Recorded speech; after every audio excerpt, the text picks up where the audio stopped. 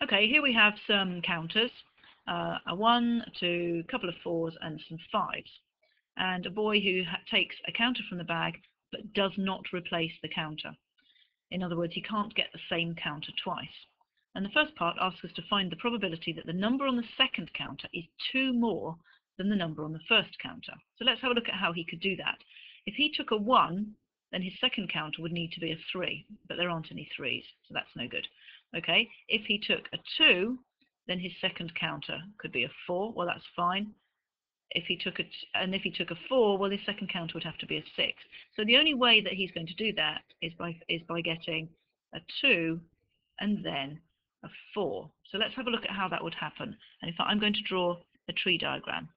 Okay, so his first counter, so we're looking at his first counter being a 2, and the probability of that happening is actually just 1 out of 7. Now his second counter has to be a 4, and I'm not going to bother drawing the whole tree diagram because I can see what's happening here. If I've taken out a 2, so imagine the 2 has now gone, the probability that I now get a 4 is these 2 out of 1, 2, 3, 4, 5, 6 counters. So the probability of my first counter being a 2 is a 7th, and the probability then that my second counter is a 4 is 2/6. And to get the probability of getting the 2 followed by the 4, all I need to do is multiply those together, because we always multiply along the branches. So in other words, 1/7 multiplied by 2/6, well I can see that's just 1/3. In other words, it's going to be 1 out of 21.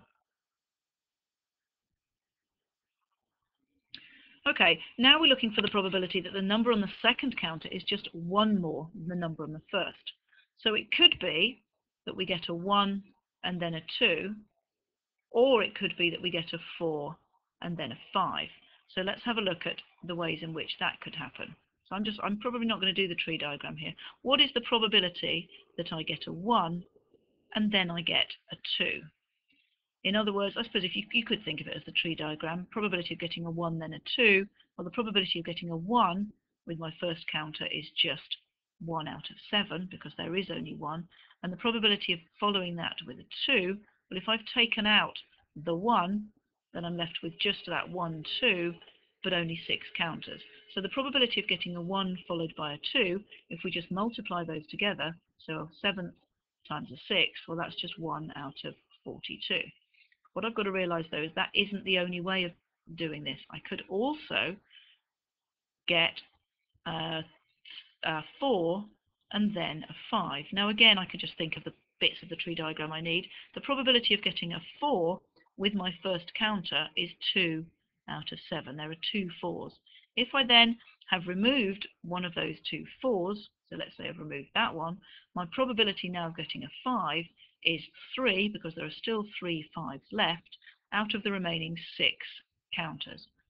In other words, the probability of getting a 4 then a 5, let's just stick it over there, is going to be 2/7 multiplied by 3/6, well that's just a half, the 2's cancel, and I'm left with 1/7.